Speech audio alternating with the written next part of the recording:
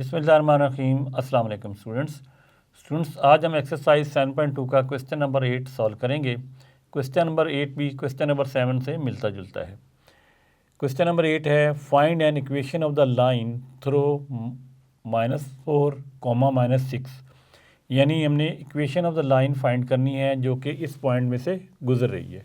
And perpendicular to a line having slope -3/2। और ये जो लाइन है ये परपेंडिकुलर है उस लाइन के ऊपर जिसकी स्लोप है -3/2। तो यहाँ पे लिखते हैं सॉल्यूशन और फिर मैं आपको बताता हूँ कि ये क्या कहा गया है। यहाँ पे हम लिखेंगे सॉल्यूशन। अब दोबारा क्वेश्चन पढ़ते हैं। क्वेश्चन है, find an equation of the line throw this. यानी हमने equation of the line find करनी है जो कि इस पॉइंट में से गुजर रही है और परपेंडिकुलर है एक दूसरी लाइन के ऊपर जिसकी स्लोप ये है। एक्चुअली ये इस तरह है कि ये एक लाइन है, इसकी स्लोप को हम 1 कह देते हैं, वो है -3/2। इसके ऊपर एक लाइन परपेंडिकुलर है, यानी इसके ऊपर एक लाइन परपेंडिकुलर है, इसकी हमने इक्वेशन फाइंड करनी है। और जबकि ये जो लाइन है ये पॉइंट में से गुजर रही है, वो पॉइंट क्या है, -4, -6। और ये वाली लाइन है हॉरिजेंटल, इसकी स्लोप उसने हमें दे दी है -3/2। अब हमें एक पॉइंट मिल गया है इस लाइन का, ये जो परपेंडिकुलर लाइन है इसका एक पॉइंट मिल गया है जो उसने दिया हुआ है। और पहले वाली जो लाइन है हॉरिजेंटल उसकी ये स्लोप है। वर्टिकल जो लाइन है यानी जो परपेंडिकुलर लाइन है इसकी हमें स्लोप चाहिए, तो इसकी स्लोप को हम कह देते हैं m2। अब जब दो लाइनें परपेंडिकुलर हों तो उसके लिए एक इक्वेशन यूज़ होती है जो कि पिछले लेसन में हमने पढ़ी है, m1 × m2 = -1। तो इस इक्वेशन की मदद से स्टूडेंट्स हम m2 फाइंड कर लेंगे।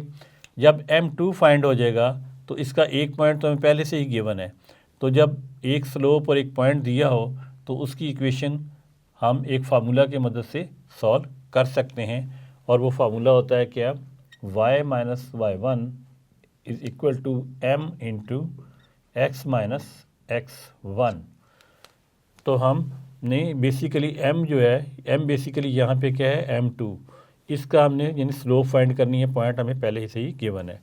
तो सबसे पहले हम क्या करेंगे, हम इस फार्मूला का यूज़ करते हुए इसकी स्लोप फाइंड कर लेते हैं। तो यहाँ पे दोबारा लिखेंगे m1 × m2 = -1।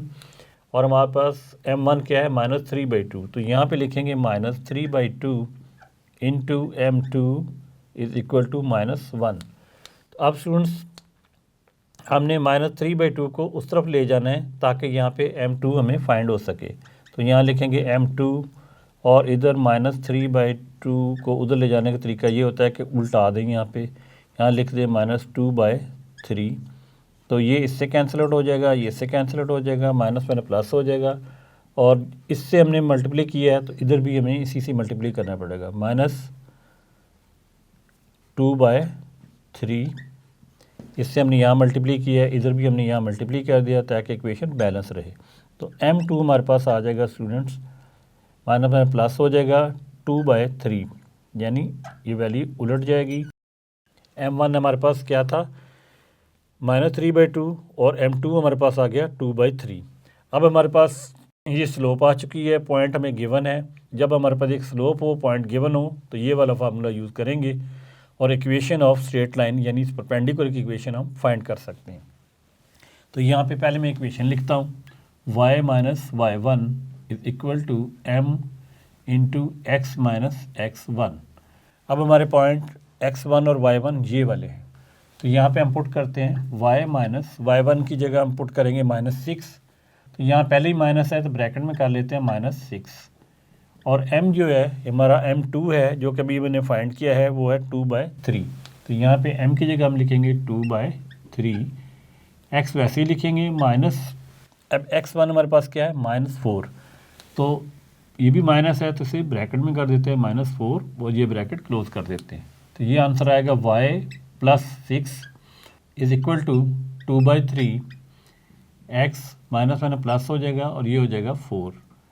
अब स्टूडेंट्स हमने क्या करना है, ये वाली जो वैल्यू है, अब हम क्या करते हैं, y वाली वैल्यू उधर ले जाते हैं। तो यहाँ पे ये आ जाएगा 0 यहाँ आ जाएगा हमारा 2/3 इंटू एक्स प्लस 4, ये वैल्यू उधर जाके माइनस हो जाएगी -y, ये भी उधर जाके 6 माइनस हो जाएगा -6।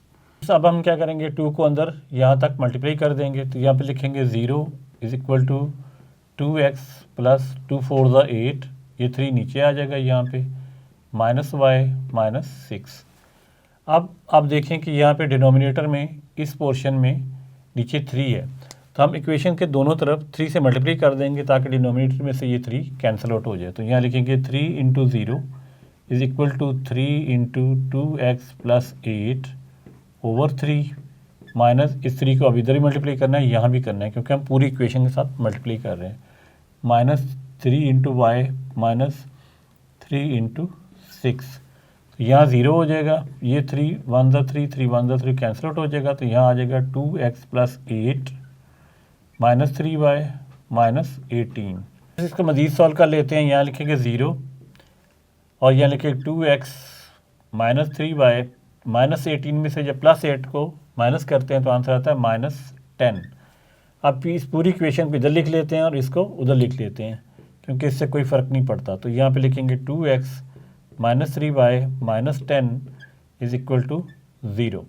तो यही हमारी required equation of straight line है जो कि यहाँ पे परपेंडिकुलर थी इस लाइन के ऊपर।